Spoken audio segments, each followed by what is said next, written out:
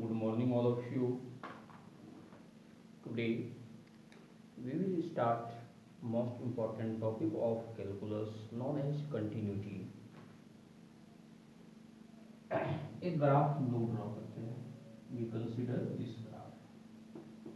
This is x-axis, this is y-axis. आप लोग जानते हैं ये ग्राफ किस चीज का है? पैराबोला का है. एक ग्राफ और हम लोग देखते हैं.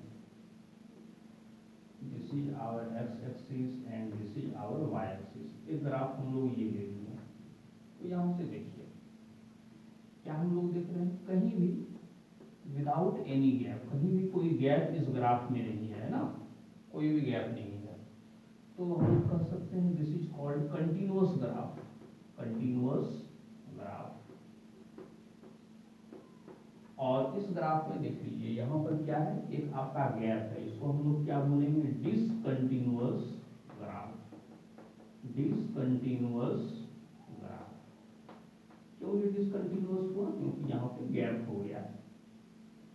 तो अब हम लोग आ जाते हैं मैथमेटिकल डिफिनेशन ऑफ कंटिन्यूटी.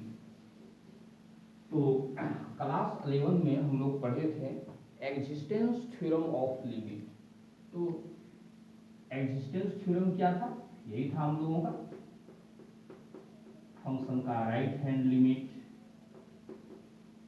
बराबर किसके होना चाहिए?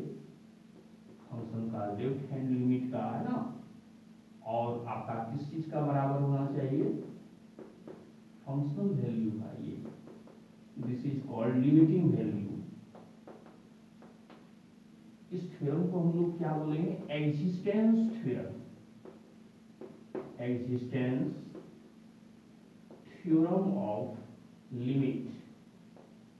एक बार फिर से समझ लीजिए. फंक्शन का राइट हैंड लिमिट ए पर, फंक्शन का लेफ्ट हैंड लिमिट ए पर, और फंक्शन और लिमिटिंग वैल्यू. ये लिमिटिंग वैल्यू किसके बराबर होगा? राइट हैंड लिमिट और लेफ्ट हैंड लिमिट के बराबर.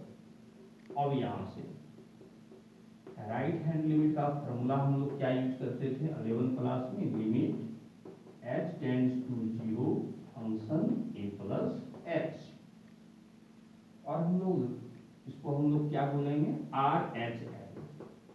It is called right hand limit.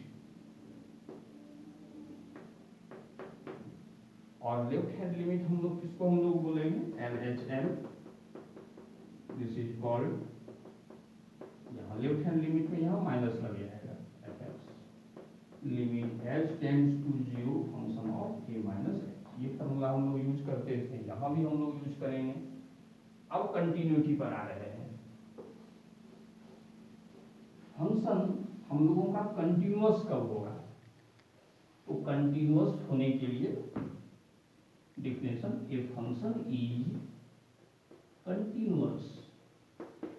A function is continuous at x equal to a if function का लिमिटिंग वैल्यू. इसको क्या हम लोग बोलेंगे? फंक्शन का लिमिटिंग वैल्यू. ये किसके बराबर होगा? फंक्शनल वैल्यू के बराबर होगा. अब इसमें हम लोग अप्लाई कर देंगे एग्जिस्टेंस थ्योरम ऑफ लिमिट. तो हम लोग जानते हैं लिमिटिंग वैल्यू किसके बराबर होता है? राइट हैंड लिमिट का, और लेफ्ट हैंड लिमिट का बराबर होता है, और इक्वल टू एफ.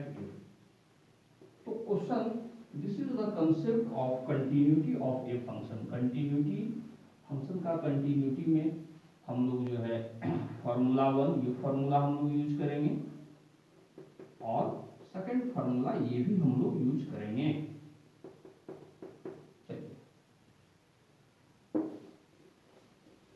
नाउ अब हम लोग कुछ प्रॉब्लम डिस्कस करेंगे इस पर.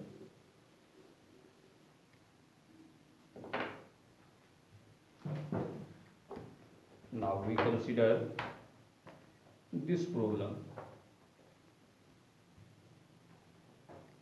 Question 1. We have this exercise 5.1. we consider this function 5x -3 to check, इस चीज पर हम लोग चेक करेंगे, to check continuity of F X. Function का कंटिन्यूटी किस पर हम लोग चेक करेंगे, एक आपको बता देते हैं इसमें, x बराबर -3 पर। तो हम लोग फर्स्ट मेथड हम लोग इसमें, तो मेथड 1 लिमिटिंग वैल्यू, फंक्शन का लिमिटिंग वैल्यू हम लोग निकाल लेंगे। तो ये आपका क्या हो जाएगा, limit x tends to -3 5x -3।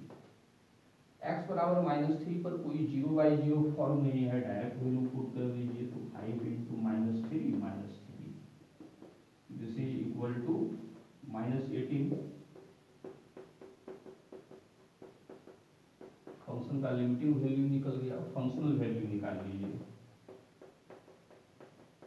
तो ये आपका क्या हो जाएगा, -18। तो यहां से हम लोग क्या देखें, so therefore limiting value of the function equal to functional value. तो यहां से हम लोग क्या लिख सकते हैं, hence function is continuous, function is continuous at x equal to -3। इस क्वेश्चन को एक और मेथड से हम लोग अप्लाई कर बना सकते हैं, सेकेंड मेथड से कैसे बनाएंगे, right hand limit, left hand limit. Now second method, right hand limit हम लोग इस फंक्शन का निकालेंगे। तो क्या आपका हो जाएगा, लिमिट, फॉर्मूला अप्लाई कर दीजिए, limit h tends to 0, this is the formula. x के प्लेस पे क्या हम लोग पुट करेंगे, -3 प्लस h वैल्यू पुट कर दीजिए। तो ये आपका हो जाएगा 5 इंटू -3। अब h बराबर 0 पुट कर दीजिए, -18 आया। अब हम लोग लेफ्ट हैंड लिमिट निकाल लेंगे। तो लेफ्ट हैंड लिमिट में केवल माइनस हो जाएगा। तो 5 इंटू, इसका भी वैल्यू आपका कितना हो गया, -18। अब फंक्शनल वैल्यू हम लोग निकाल लेंगे। So functional value equal to -18। तो यहाँ से क्या हम लोग देखें, फंक्शन का राइट हैंड लिमिट, फंक्शन का लेफ्ट हैंड लिमिट और फंक्शनल वैल्यू आपस में क्या हो गया, बराबर हो गया। तो हम लोग लिख सकते हैं therefore function is continuous at x equal to -3।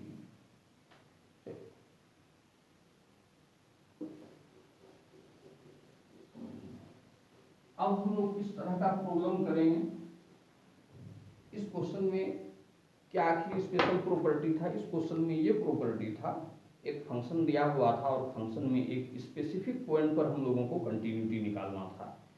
अब हम लोग ऐसा क्वेश्चन पर जो है एनालिसिस करेंगे जिसमें आपको पॉइंट नहीं दिया हुआ रहेगा। जैसे we consider this example, now we consider question 3।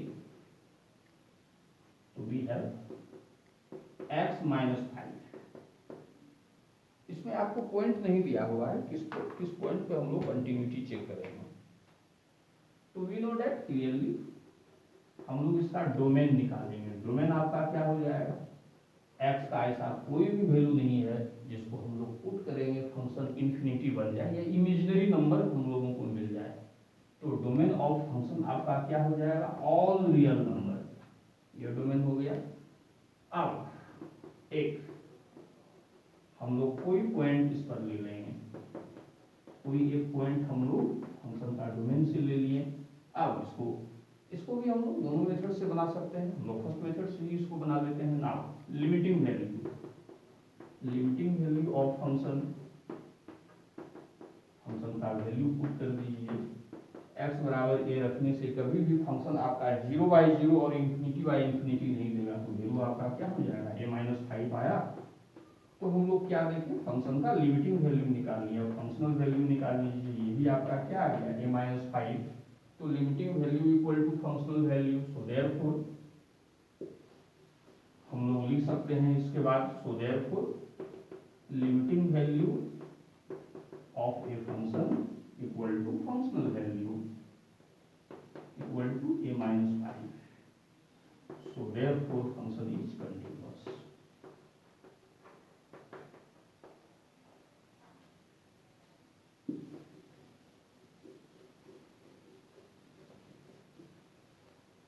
ये मेथड अप्लाई क्यों हुआ? ये मेथड इसलिए अप्लाई हुआ क्योंकि फंक्शन पे कोई कंडीशन नहीं दिया हुआ था। फंक्शन का वैल्यू है ना, 2 से बड़ा होगा तो ये पार्ट यूज करना है, 2 से छोटा होगा तो ये पार्ट यूज करना है, इस तरह का कोई कंडीशन नहीं था, इसलिए हम लोग इसको यूज करें। अब देखिए, now we consider question 7। Now we question 6 we have this function 2x plus 3 x और 2x minus 3, ये हम लोग कब यूज करेंगे? जब x का वैल्यू 2 से बड़ा होगा। देखिए, तो इसमें तो डायरेक्ट लिमिट लेके तो क्वेश्चन हम लोग बनाएंगे नहीं। क्यों? क्योंकि आपका जो है x फंक्शन आपका दो पार्ट में कैटेगराइज है, और दोनों पार्ट में इस तरह से कैटेगराइज है, कोई भी पार्ट में कॉमन कुछ नहीं है। तो फर्स्ट तो हम लोग जो है डायरेक्ट लिमिट लेके जो बनाते थे, ये क्वेश्चन हम लोग नहीं बनाएंगे। तो हम लोग कौन सा मेथड से इसको बनाएंगे? राइट हैंड लिमिट अलग से निकालेंगे, लेफ्ट हैंड लिमिट इंडिविजुअली निकालेंगे, उस मेथड से हम लोग बनाएंगे। सो राइट हैंड लिमिट, तो फार्मूला आपको बताया गया है, limit h tends to 0 function 2 plus h, x के प्लेस पे हम लोग क्या पुट कर देंगे? 2 प्लस h। तो अब यहाँ से देख लीजिए, x के प्लेस पे जो वैल्यू पुट किए हैं ये 2 से बड़ा है, तो 2 से बड़ा है तो यहाँ से देख लीजिए सेकंड पार्ट हम लोग यूज करेंगे। तो 2 into 2 plus h minus 3, h का वैल्यू पुट कर दीजिए, वैल्यू 1 आया। तो राइट हैंड लिमिट हम लोग निकाल लिए। अब लेफ्ट हैंड लिमिट हम लोग निकाल लेते हैं इमीडिएट। तो लेफ्ट हैंड लिमिट आप जानते हैं, प्लस की जगह माइनस। अब यहाँ से फंक्शन 2 माइनस एच है, तो 2 माइनस एच का मतलब हो गया 2 से ये लेस होगा, तो 2 से लेस होगा तो हम लोग फर्स्ट पार्ट यूज करेंगे। तो लिमिट एच टेंड्स टू 0, तो ये आपका क्या हो गया? 2 माइनस एच प्लस 3h बराबर 0 पुट कर दीजिए, ये 7 आ गया। तो राइट हैंड लिमिट 1 आया, लेफ्ट हैंड लिमिट 7 आ गया। तो यहाँ से क्या लिख सकते हैं? therefore right hand limit is not equal to left hand limit। तो यहाँ से हम लोग क्या लिख सकते हैं? therefore function is not continuous, function is not continuous at x equal to 2। तो होमवर्क आपका क्या रहा? तो solve exercise 5.1 based on this pattern. और थैंक यू।